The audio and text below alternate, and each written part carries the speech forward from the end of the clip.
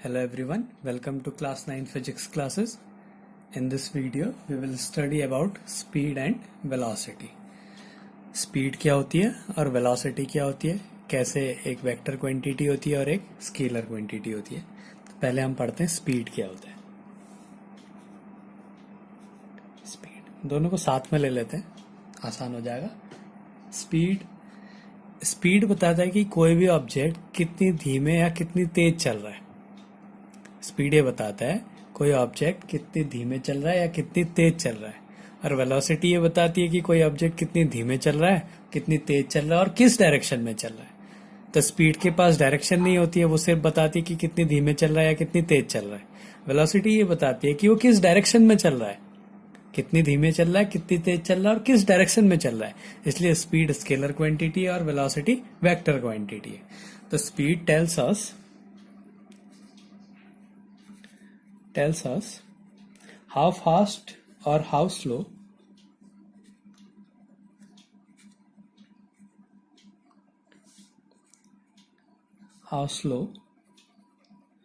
a body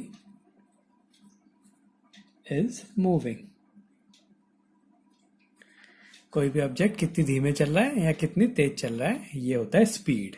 it is a scalar quantity.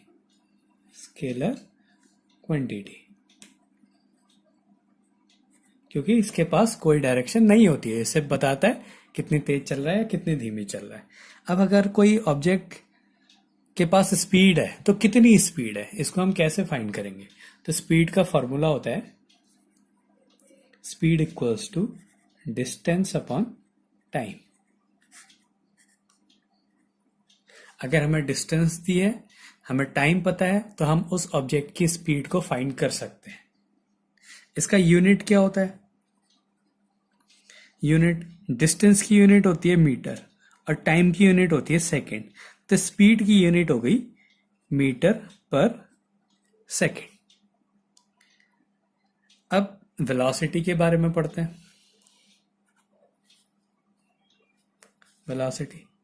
Velocity बताता है कि कोई ऑब्जेक्ट कितनी धीमे चल रहा है, कितनी तेज चल रहा है और किस डायरेक्शन में चल रहा है. तो velocity tells us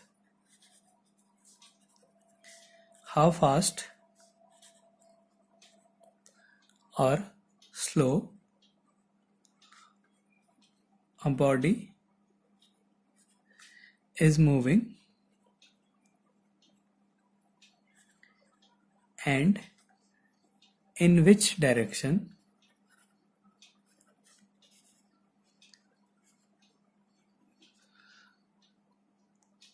a body is moving.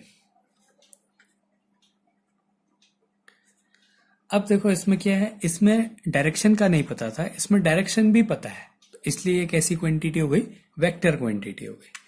Velocity is a vector quantity.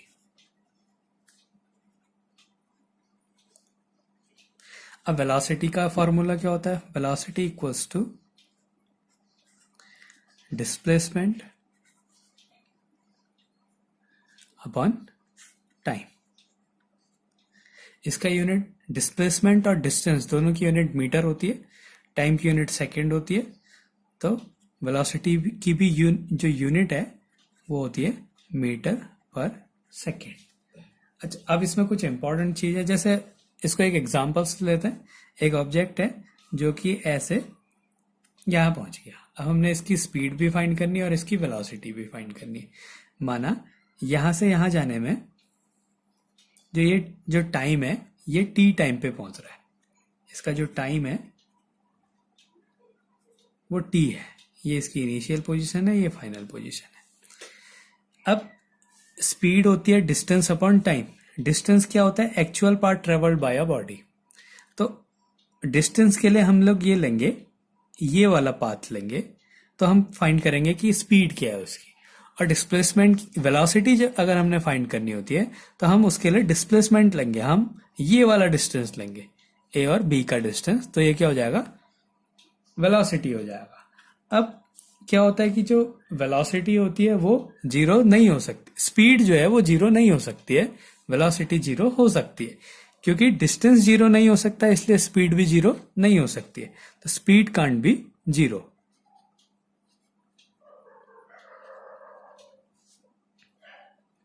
speed can't be zero. Velocity can be zero because displacement can be zero. Velocity can be zero. अगर डिस्टेंस जीरो नहीं हो सकती है तो speed भी zero नहीं हो सकती. अगर डिस्प्लेसमेंट जीरो हो सकता है तो वेलोसिटी भी जीरो हो सकती है.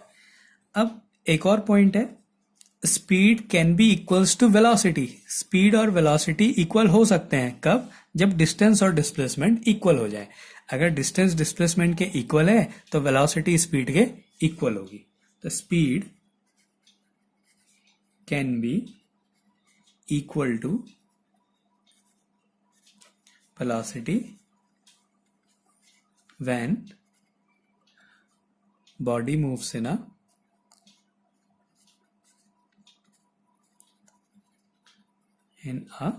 straight